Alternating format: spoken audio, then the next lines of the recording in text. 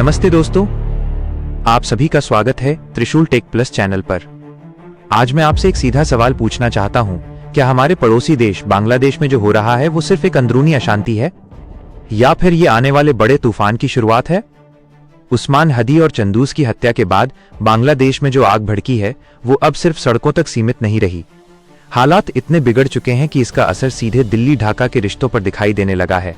Visa centre बंद कर दिए गए हैं, दूतावासों के बाहर भारी प्रदर्शन हो रहे हैं और दोनों देशों में गुस्से का माहौल साफ नजर आ रहा है।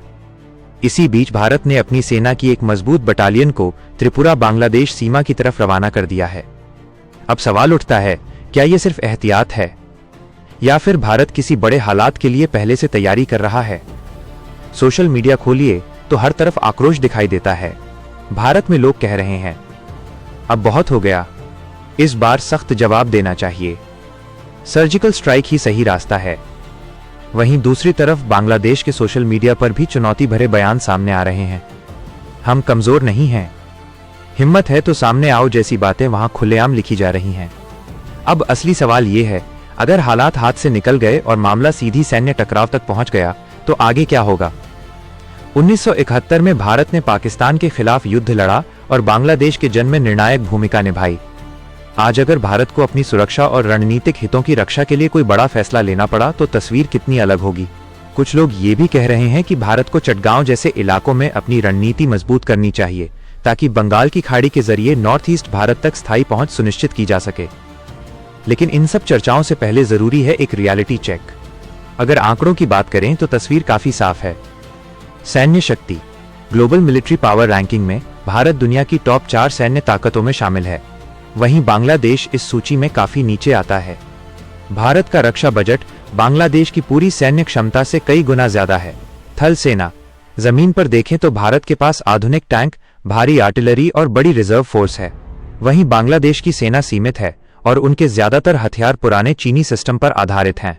वायु शक्ति हवाई ताकत की बात करें तो आज के युद्ध जमीन पर नहीं आसमान में जीते जाते हैं। भारत के पास राफेल, सुखोई, तेजस जैसे आधुनिक फाइटर जेट हैं।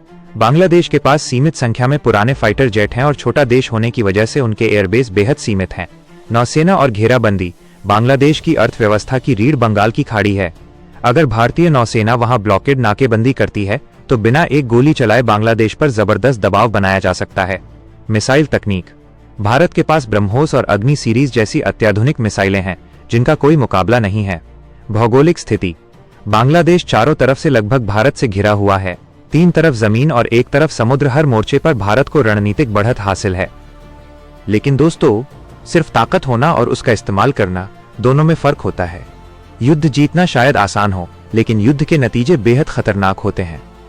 शरणार्थियों की बाढ़, आर्थिक नुकसान और आंतरिक सुरक्षा पर दबाव, ये सब भारत के लिए भी बड़ी चुनौती बन सकते हैं। इसीलिए भारत आज शांत नजर आ रहा है, लेकिन ये शांति कमजोरी नहीं बल्कि एक रणनीति है। सीधी लड़ाई के बजाय आर्थिक दबाव और राजनयिक चालें ही असली हथियार होते हैं। अब सवाल आपसे है, आपको क्या लगता है भारत को कौन सा रास्ता चुनना चाहिए? 1. सीधा युद्ध, 2. आर्थिक नाकेबंदी, 3. या फिर बिना शोर मचाए अंदर से दबाव बनाने की रणनीति? नीचे कमेंट करके जरूर बताइए। अगर वीडियो पसंद आए तो लाइक करें, शेयर करें और ऐसे ही दमदार विश्लेषण के लिए त्रिशूल टेक प्लस चैनल को सब्सक्राइब करें। फिर मिलेंगे दोस्तों, नमस्कार।